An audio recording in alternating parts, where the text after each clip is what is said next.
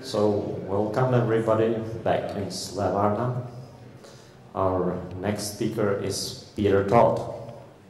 Peter is an applied cryptographic consultant, known for his work on the Open Timestamp project, Bitcoin protocol research and contributions to the Bitcoin core projects.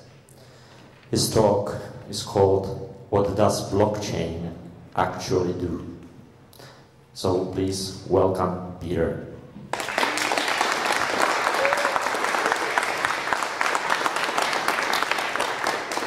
Thanks for having me on.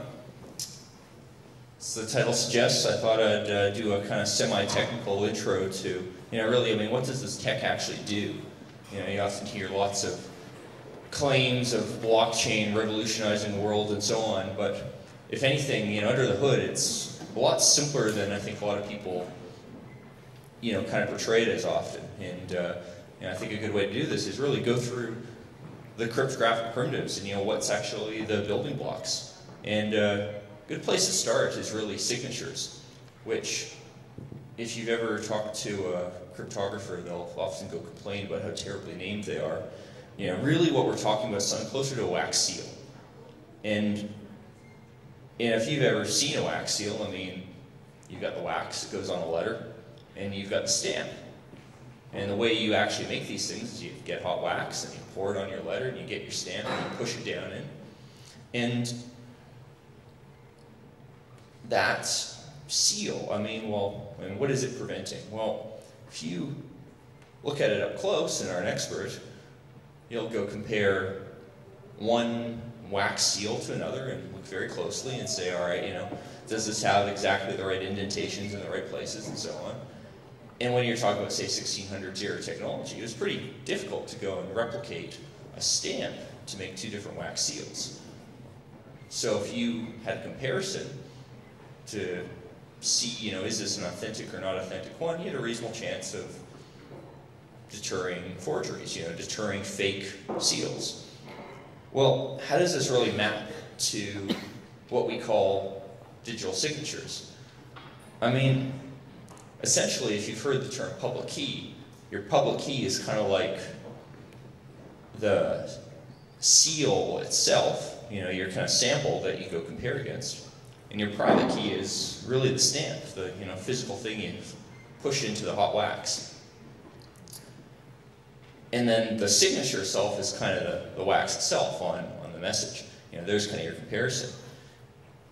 And when we get all kind of mathy about it, well, you know, we start writing some equations. We say, you know, the number k is our private key, the thing we keep secret. We can generate from that k a public key, and that's the thing we can send to everyone else. And then our signing function s, it takes that secret k, and then it takes a message, and it produces a signature. And that isn't terribly useful until you look at the verification function. You say, well, verify takes the public key that we think is associated with, you know, that identity, that thing. We take our signature, and we take the message, and it spits out true or false, you know, valid or invalid. So when you get down to it, well, what does it prevent? Well, if I have the right message, it'll spit out valid and invalid. You know, our fake message isn't valid. So the math guys would probably go stop there, and they'll say, all right, you know, we're done. We figured out public key magic. We can now identify people. I mean, if you actually look into crypto, this is where you get a lot of complexity. I mean, how on earth do you map a number to a human being? But for the sake of this talk, I mean, let's just suppose the world is an easy, lovely place, and we can easily figure out what public key maps to what person. In much the same way, I'm sure the ancients actually had a problem figuring out, well, I know this concept like King George, and I'm supposed to go follow his instructions because I'm a statist. And I think King George's seal is like that one there, but I'm not actually sure it is him. I mean, how do I know that? I've never met King George. You know, he's a statist. I mean, my job isn't to actually meet him. He's supposed to go rule over me, and I do what he says. Or at least I try to do what he says. I don't really know who he is, but. So there's your signatures. I mean, what are you going to do with signature? Well, you know, you'll get 1990s cypherpunk ideas of we're going to sign our house contracts and our employment contracts, and we'll go sell things with it, et cetera, et cetera. But there's good reasons why that didn't happen. And the next step in this is really, well, blockchains. And again, we have a great example of a blockchain here, securing ballots in the Catalonian referendum. You know, we've got a chain and a very heavy block. And I've heard they did a really good job at preventing this attack, where some statist comes in and tries to go steal the thing that your blockchain is being held onto. And that looks like a great security model, except, of course, that's physical, and I wanted a digital magical thing. I mean, that blockchain looks like weighs a couple 100 pounds. So we'll, again, try to go and approximate this with some kind of digital thing, which is what we call a commitment. And I actually used one of these a couple days ago. Yeah, that's what, October 5th? And here I am. You probably can't even read that, but essentially saying, you know, I figured out some homework question exploit thing. I'm basically saying, I challenge you to go and find an answer to this, and my answer is this long hex string. Well, what was I actually doing there? I mean, in terms of the math, I used the SHA-256 function, and I took my message, which happened to be my answer to what I thought this exploit was, and I hash that, and I generate this commitment, which is that, big hex string. And the key property of that is SHA-256 makes it very difficult to find two messages with the same commitment. And when I say very difficult, that's kind of something like, well, if you had a computer that could do this, it would require you to, say, take all of the universe's matter and turn it into energy and run a giant supercomputer and so on. If the math actually works, this is not possible. The wonderful quote along these lines is Bruce Schneier, which says, for it to be possible to brute force AES 256 keys, similar thing to SHA-256, computers would have to be made of something other than matter and occupy something other than space. So if the math works, that's all well and good. In getting back to my original example, well, I'm saying I claim in advance that my answer will be this, but I'm not going to reveal you that answer yet. And now I'm constrained in the future. I've committed to it such that there's no other way that I can go swap that out.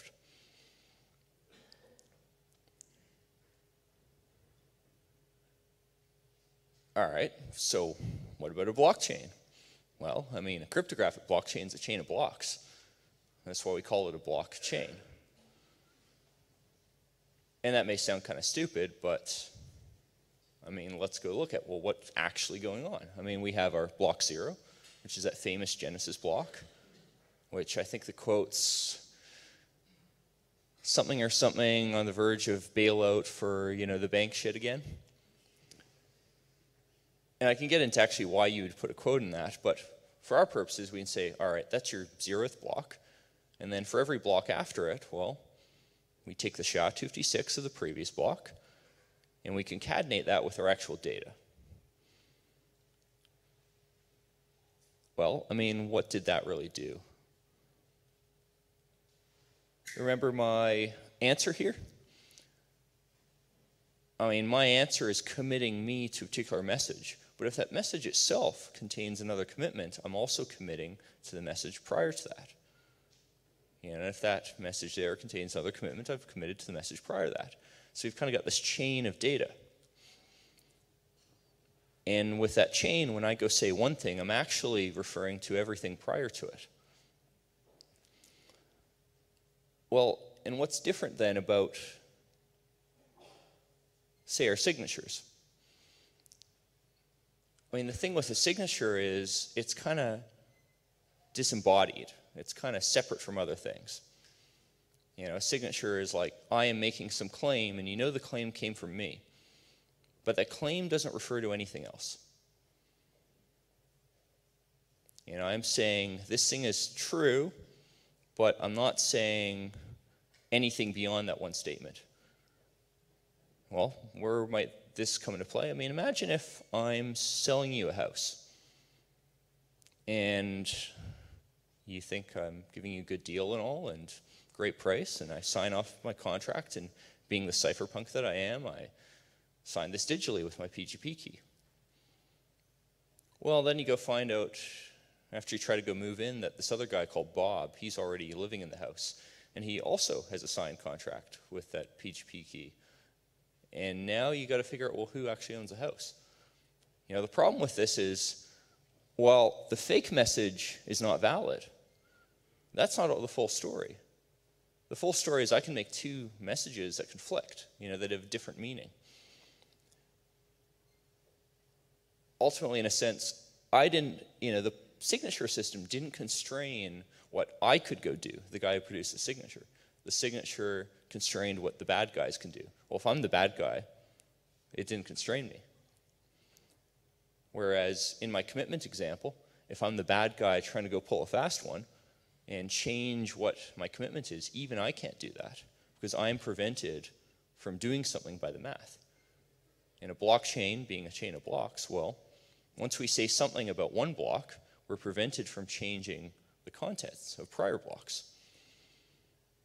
The only problem is, how do you go pick which is the tip of that chain?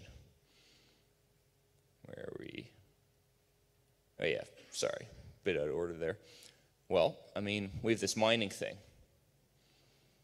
And if you've ever heard the scare stories, you know, mining probably consumes what, all of like Japan's industrial output and destroys in a giant orgy of excess consumerism or something.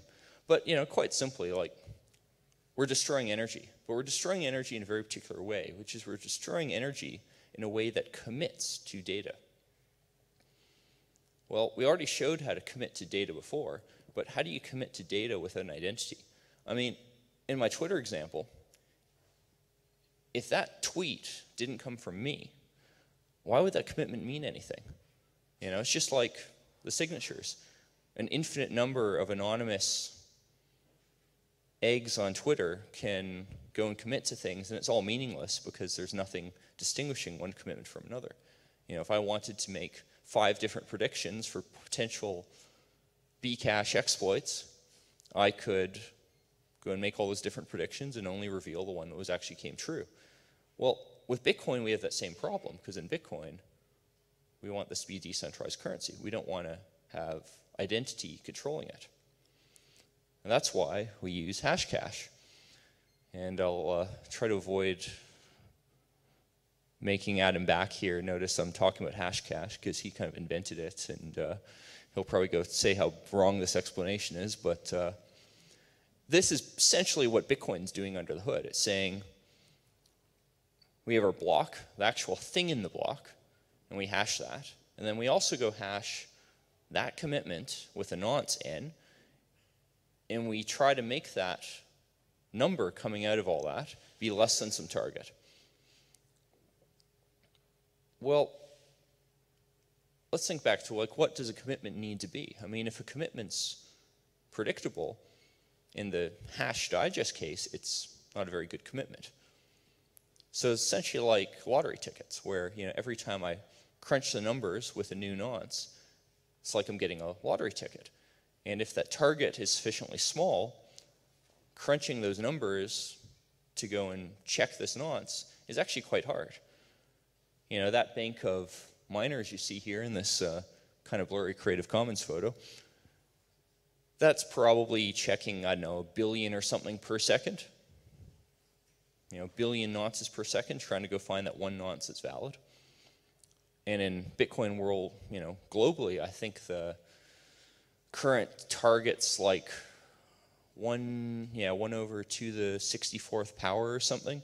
You know, it's a very, very, very small number compared to the total key space. So very few attempts actually work. But when they do work, we now have a block in a blockchain that we knew was very difficult to get. And to make another one like that is tough. You know, I'd have to redo all this work. Which gets back to double spending. You know, I'm the guy buying something. I'm trying to go buy it from a seller, and I give that seller my Bitcoin. Well, this is just like the house all over again. If I manage to give that same Bitcoin to 2 different people, I've defrauded them, because Bitcoins aren't supposed to be inflatable, right? There's only supposed to be 1 Bitcoin. It's only supposed to go to one buyer. Or sorry, one seller. Well, part of this we already seen we can solve with the signature. You know, I go sign where this Bitcoin's going.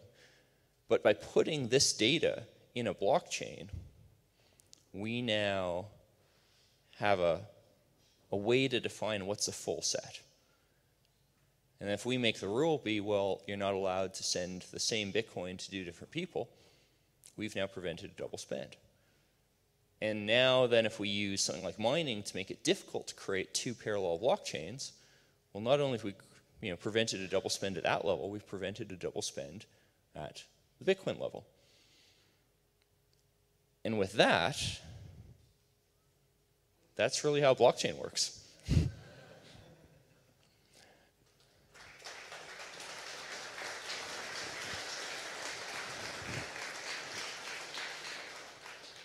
Now, I get the feeling there's probably going to be some questions. So, thank you, Peter. Hello, hello. Can you hear me? Oh, you can. So thank you, Peter, for the brief presentation about the blockchain and mining basis. So do you have a question? Yeah, there are questions from some beginners. So do you think proof of stake is possible at all? Well, so kind of where we left off there was we have mining and we destroy energy to go make something unique. Well, if I have a digital signature system, and I go sign something, I mean, what else could we do to make that unique? Well, you can imagine if my Twitter account was, say, signing Bitcoin blocks and saying, hey, I think the next step in this Bitcoin block should be whatever.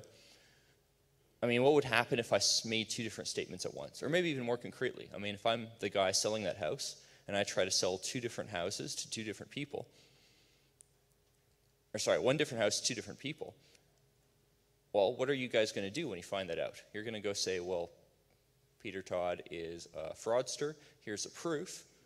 We have two signatures for the same house to two different people. And that's very solid proof that, I'm a fraudster. And the idea behind at least the most sophisticated proof-of-stake implementations, proof-of-stake concepts, is that we leverage this proof of fraud to say, well, now you no longer have the right to go sign for this thing. The problem is nothing actually prevented that fraud directly. We're preventing it indirectly.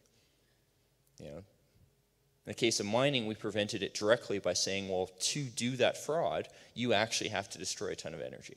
And this is obviously expensive. It will always be expensive. There's no shortcuts.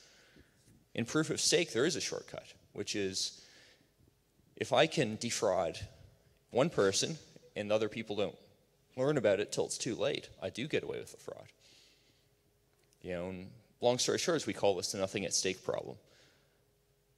So to answer your question, I mean, can we go and use proof of stake? It depends on your security model. Can we use PayPal? It depends on your security model.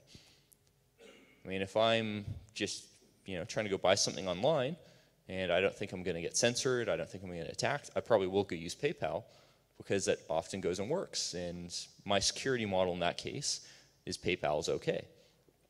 If I'm sending anonymous digital cryptocurrency around, I'd probably be a bit more dubious. If I'm using proof of stake, now people have incentive to attack my internet connection, to censor me, to prevent me from telling other people about the potential fraud that happened.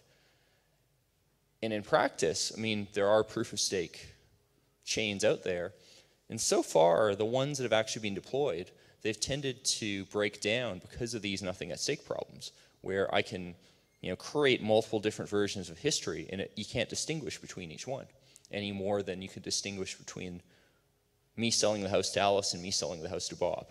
Both actions are valid. It's just doing them both at the same time isn't. Well, what happens with these proof of stake implementations? The reality is that so far they all end up using developer-signed checkpoints. And that distinguishes between those two possible histories. Now, does that mean that something like Casper will succeed in the future? If your security model is sufficiently weak, it probably would work just fine. But I suspect as this stuff gets deployed, we're going to see some big attacks.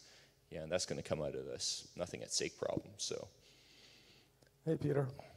So we've already had 2 months of Bcash. Where do you think that project's going? And what are your thoughts on the upcoming attempt of 2x? And what do you think is going to happen there? Well, I mean, show of hands, suppose I have 5 Bitcoins, and obviously I'll have some 5 B2X tokens. Who's willing to do a one-to-one trade with me? I'm not seeing any hands. Well, I'll give you the B2X as a one-to-one trade for Bitcoins. Oh, no, I want more Bitcoins, yeah. Just to be clear about this, I want Bitcoins in exchange for that B2X. So do I have anyone willing to take me up on this trade? All right, what about the other way around? What if I go and give you Bitcoins for the B2X tokens? I mean, yeah. So I think that probably answers your question. And, quite seriously, I mean, I think the real issue here is that you've yet another attempt to go and redefine what Bitcoin is, that not many people seem to be interested in, and it's on the heels of another attempt, namely Bcash, which had much the same goals, and actually happened, and is actually out there, and you can actually go buy it, yet no one seems to be very interested in it. And, if I'm a user, I mean, what am I going to look at? I'm going to look at, well, is this new coin going to be something that developers actually work on? I mean, all right, so what, there's Jeff Garzik and Jeff Garzik, I guess.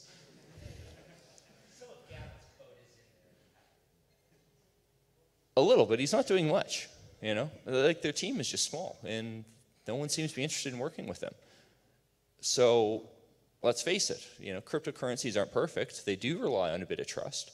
They do need someone to push the tech forward. And if I'm buying into something that no one's interested in, I mean, I, by myself, even me personally, let's not talk hypothetically, like, actually me personally, I know I'm not good enough to go push, say, B2X forward if I were to go buy it, all right? But someone has to. So if I'm not buying into something with that team, I mean, I'm probably not spending my money wisely. Similarly, if I'm buying into something that's getting pushed by people with all kinds of incentives, like, well, big blocks can mean that other miners have a harder time getting that data and so on. That's a very dubious thing. So, yeah, I mean, I think there's lots of issues why this isn't going to happen. And I think from their point of view, the main strategy they have, the B2X side has to make B2X happen, ultimately kind of looks like fraud. If I'm selling something and I claim it's Bitcoin, like Bitcoin.com claims, claims they'll do, well, if I say it's Bitcoin, but it's actually B2X, and most exchanges in the world are listing it as B2X, I'm sorry, but that's just straight up fraud. I'm selling something that it's not. The same thing with this replay protection. If I'm setting users up so that it's likely that their wallets will trade something that, or accept something that they didn't think they were accepting, that's fraud. That is making fraud possible. And even just that alone is enough to discourage developers. Even if I did like B2X, I personally would be thinking, well, why do I want to go work on a project that's looking like it's going to result in a lot of fraud? God knows what the hell the SEC or the FBI or whatever are going to think of that. I mean, that's an actual legal risk. And if I were on that project, I'd be shouting left, right, and center, let's make sure we get rid of these legal risks. Let's make sure we get rid of these ethical risks. But none of that's happening, so it's no surprise no one wants to buy my B2X tokens. Hi, Peter. Thank you for your talk. So I think that you are trying to argue that a blockchain is a chain of blocks.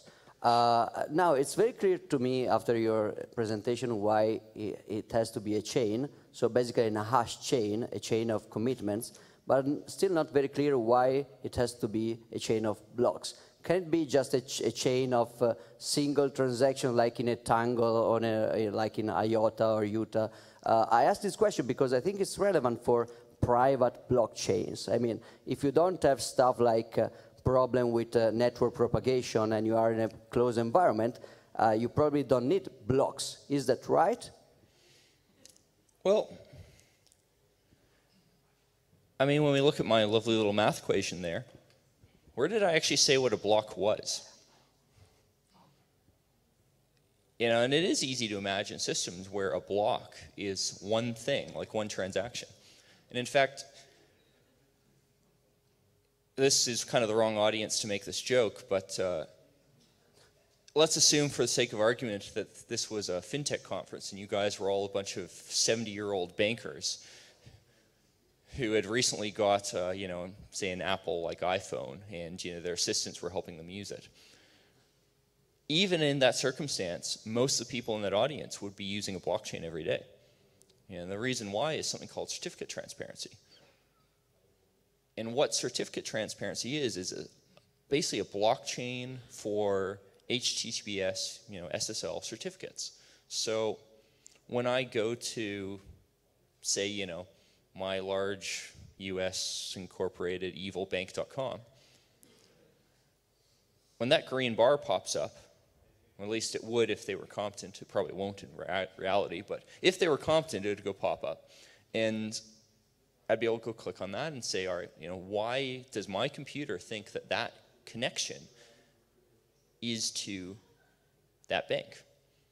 Well, the way it ends up doing this is, of course, with an SSL certificate. But the key thing is the SSL certificate is then forced to be published in a blockchain.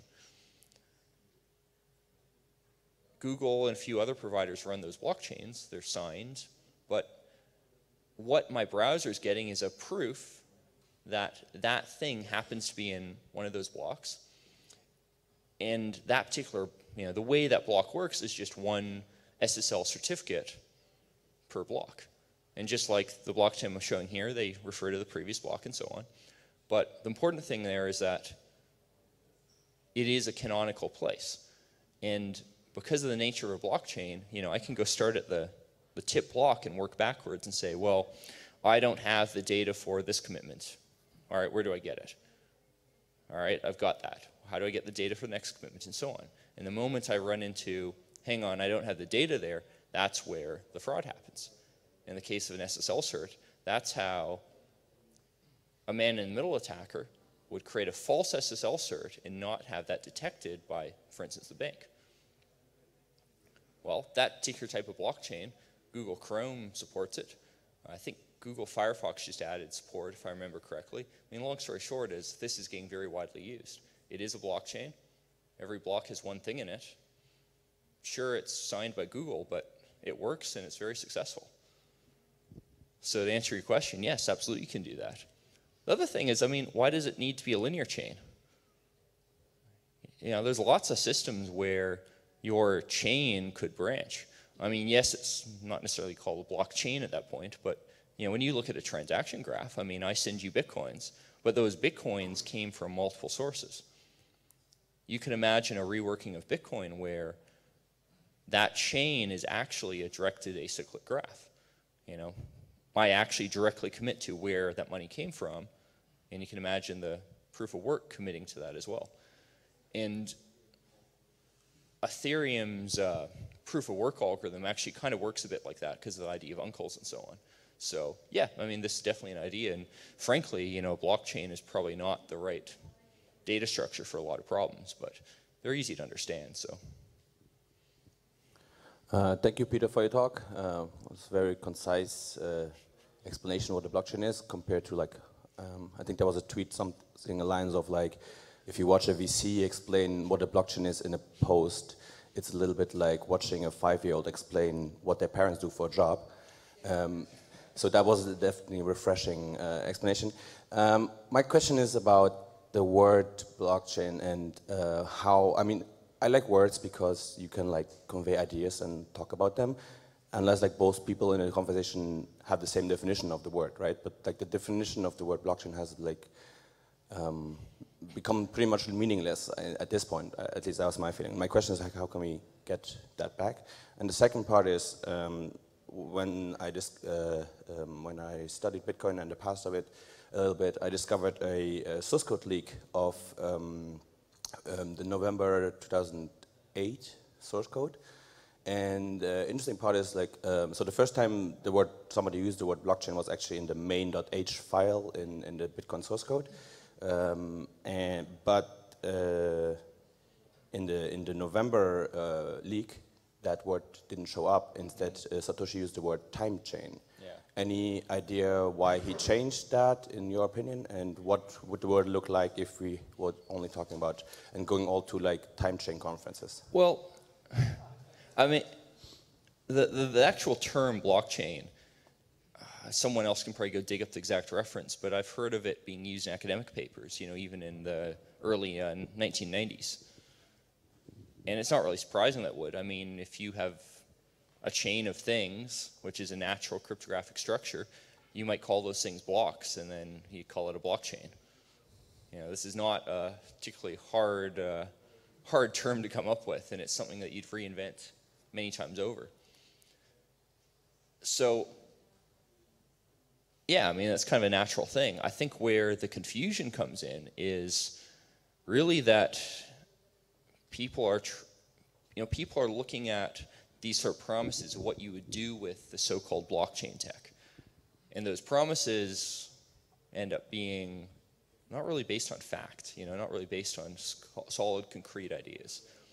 You know, when you, for instance, look at the early Ethereum offering, you know, not even called an ICO back then, but you know, essentially the early Ethereum crowd sale, so the marketing material would talk about things like, you know, using it for hotel locks, or, you know, using it for decentralized Tinder or whatever. Which I got pitched on apparently yesterday. I kind of half forgot about it. But, you know, this is why, like, I always go to, well, what are we actually trying to prevent? You know, what is the thing we're really doing? Because after all, this is security software. Normal software lets you do things.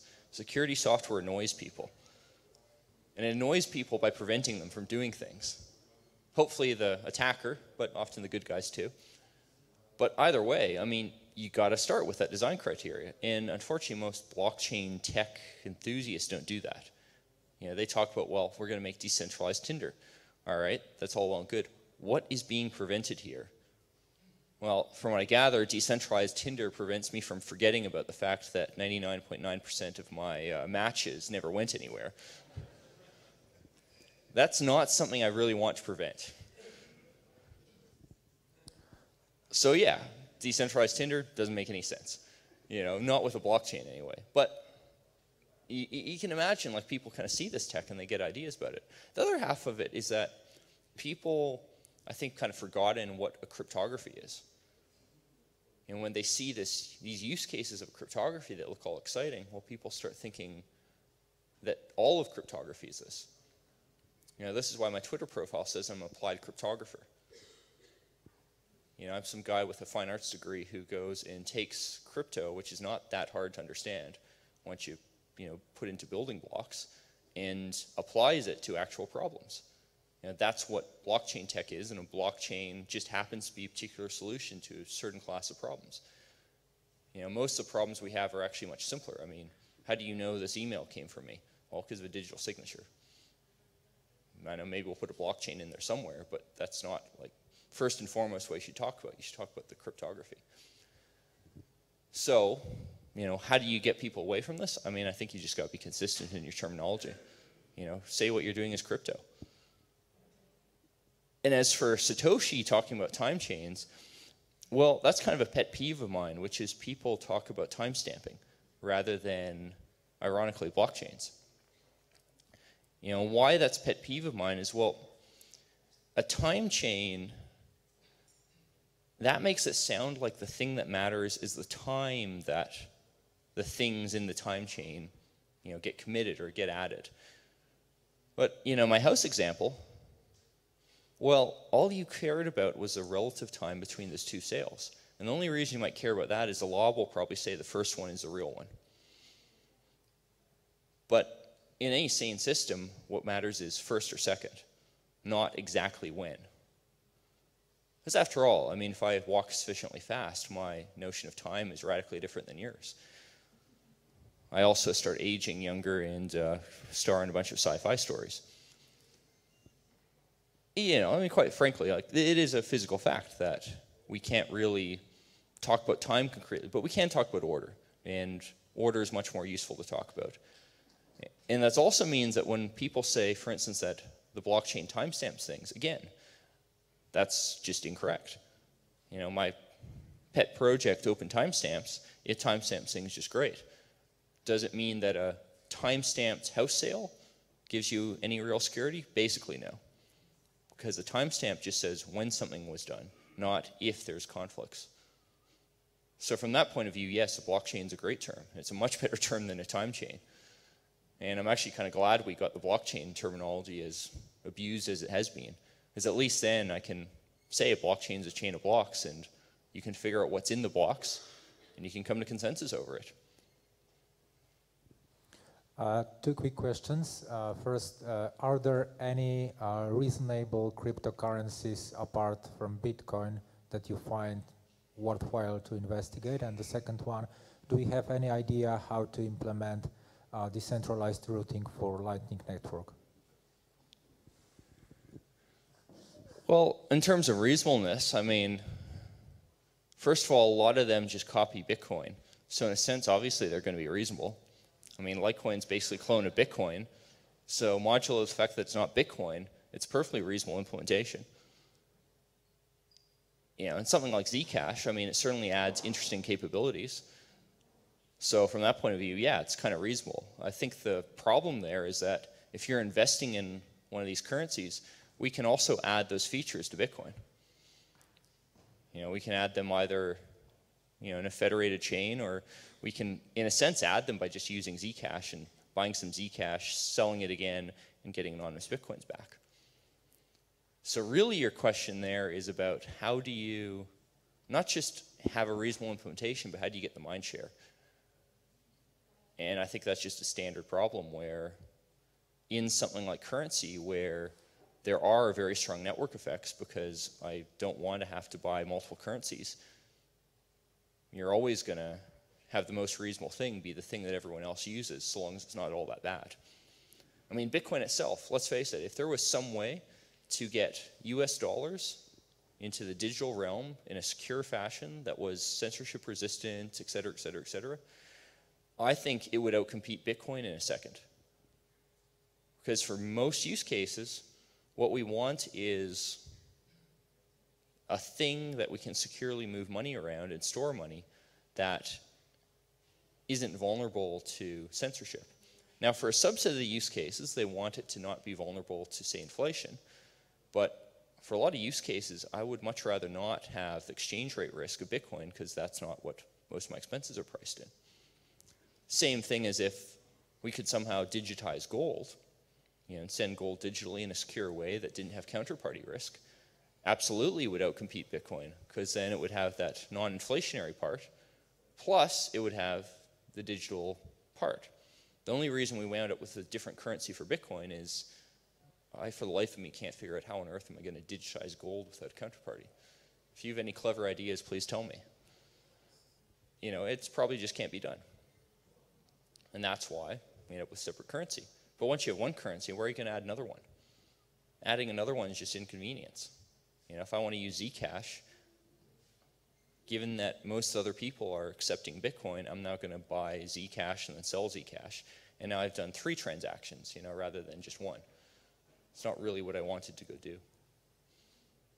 So, you know, I think that kind of answers your question there. And in terms of reasonableness, I mean, could Zcash be the most reasonable thing? Sure, if everyone was using it. Now, Zcash happens to have some other issues, like the trusted setup and so on, but you know, for sake of argument, let's assume that technically it's roughly the same thing. Then it's purely a mindshare thing. You know, and Litecoin's certainly in that position. So.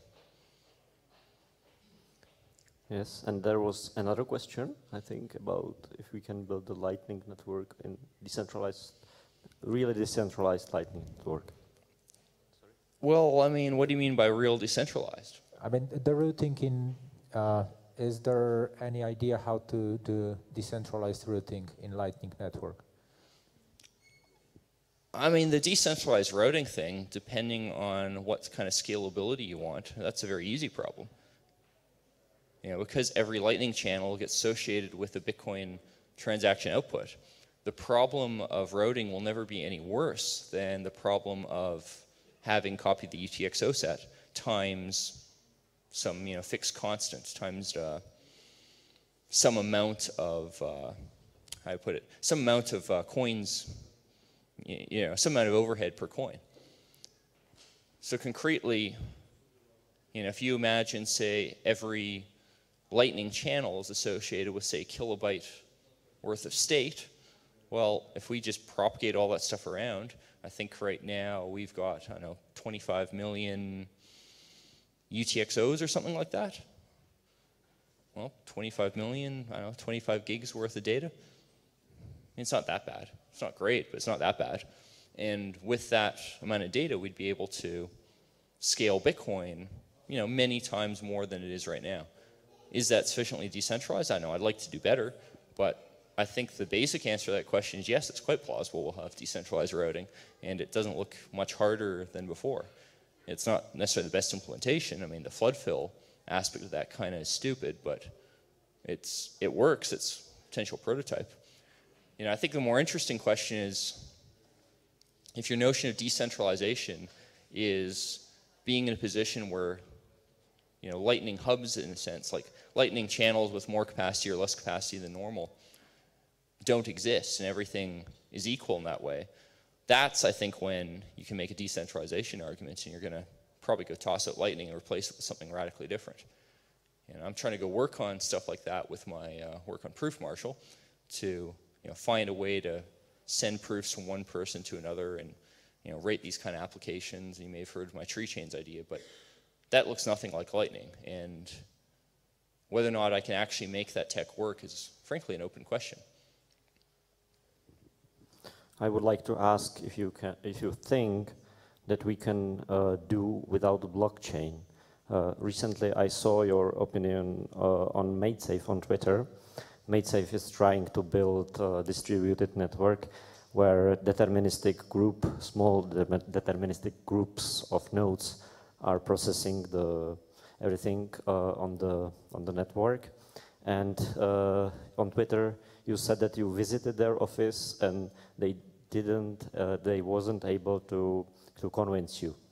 So what was you are worried about exactly, and why they are not able to solve it? Well, so when we're talking about decentralized file storage, there's really two fundamental problems.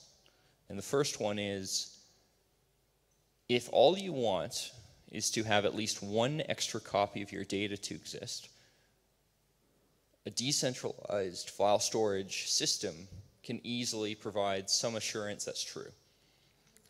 And the reason why that is I can create a protocol where to earn money within the protocol, I have to go prove I have a random sample of some subset of data. A subset of some set of data. And that's feasible. I can do this with Merkle trees. So I can commit to a tree of all the data I have, pick random samples, and with a bit of stats, figure out how likely is it that they actually had that full set. Now, this is quite well understood. The problem is that type of proof did not say whether or not two people had that data. It did not say whether or not that data was stored in a fashion that wasn't vulnerable to, say, a flood, for instance. And where that becomes apparent is, well, let's do a thought experiment. Let's suppose that we have such a system. We might call it MadeSafe. And some young intern gets hired by Google, and they don't really have a project for him, so they kind of leave him alone in his office for the rest of the summer. And he has the bright idea, well, Google's got a lot of spare hard drive capacity. Let's go run a whole bunch of MadeSafe nodes. And let's go earn some money on this. And he does this for the rest of the summer. Google, having a lot of hard drive capacity, provides a big chunk of the storage space for MadeSafe, potentially nearly all of it.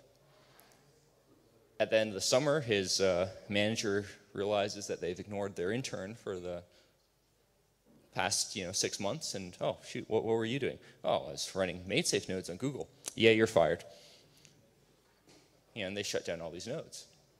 Well, from the point of view of the user of MadeSafe, how did they distinguish that from 10,000 people running different nodes? The reality is they can't. In a proper decentralized network, you can't distinguish that case from the case where your data is actually decentralized, stored in a decentralized way. Similarly, if I want to know, does there exist 2 copies of my data in the network? Let's ignore, who runs these 2 copies. Let's just say there are 2 copies. Well, I could use the speed of light. I could say, well, if you can reply to a ping for that chunk of data in less time than it takes for data to get around the world, I can narrow down where that data might be. But how do you do that in a decentralized way? The reality is you can't, because you can't say where the nodes doing the verification actually are. You know, it's the same problem all over again. So from that point of view, yeah, they never did convince me that they could provide any more redundancy than just maybe having a copy of data somewhere. Whereas what they were trying to claim was that it would be highly reliable storage. Unfortunately, that's just not true. The second part that they didn't convince me of was, and this was a lot kind of more fuzzy and they didn't really explain things terribly well, but they seemed to claim that you could have currency without having consensus. And it actually goes a little beyond, I think, your question, what, you know, currency without a blockchain. I think we can do currency with just commitments, and it's not a blockchain per se, but to have currency without consensus, you know, that's nuts. I mean, it's like, going back to my house example, you just somehow assuming that people are honest or something. I mean, how do you go and enforce a limited supply if you don't have consensus over that limited supply? Equally, if you do have consensus over that limited supply, well, now you have scalability problems. You know, now you have all of Bitcoin's problems all over again. And more generally, I think this is a big problem with most ICO tokens.